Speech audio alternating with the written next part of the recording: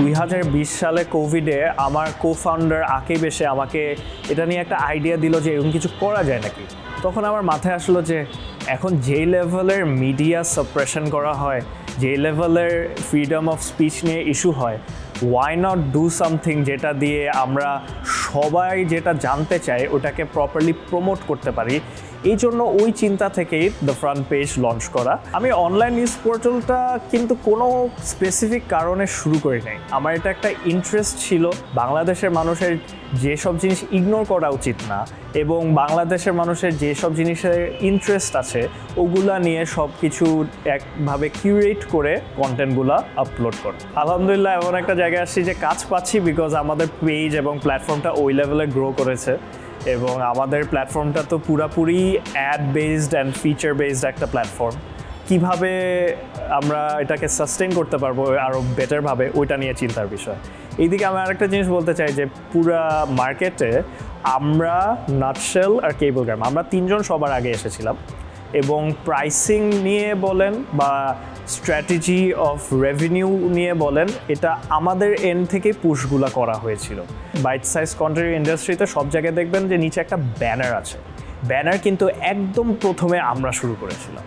এটা দেখে অনেক মানুষ অনেক কিছু বলেছে যে আমরা এটা চলবে না, মানুষ পছন্দ করবে না, এটার জন্য ফলোয়ার্সরা খেপে যাবে, কিন্তু এটা এমন একটা পর্যায়ে চলে গেছে এখন সব পেজে এটা দেখা যায় এবং আমরা এই টাইপের আরও বিভিন্ন টাইপের কাজ করেছি এবং করতে চেষ্টা করছি যাতে এই মার্কেটটাকে আরও বড় করে গ্রো করতে পারি। আমাদের মেইন জিনিসটা ছিল হচ্ছে সোশ্যাল মিডিয়া বেসড করলাম বিকজ এরকম কিন্তু ইন্টারন্যাশনালে আরও কিছু আছে।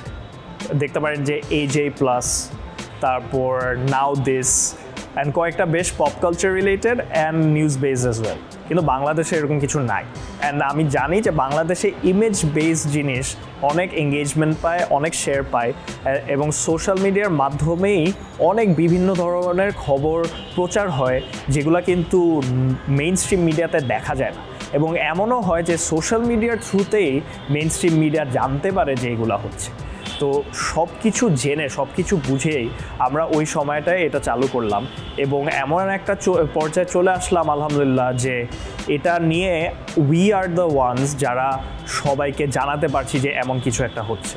জুলাই এবং অগাস্ট মাসে যখন ব্ল্যাক আউট হলো ওই সময়টাতে আমি কোনো একটা কারণে দেশে ছিলাম না, আমার ফুল টিম ছিল বাংলাদেশে, কাউকে কন্ট্যাক্ট করতে পারছি না, কোনো নিউজ যাচ্ছে না, কি হলো ফোন দিচ্ছি সবাইকে, বুঝলাম যে ব্যাকআপ। তখন এমন একটা পর্যায়ে চলে আসলাম যে আর কেউ নাই, পুরাপুরি আমাকে দেখতে হলো।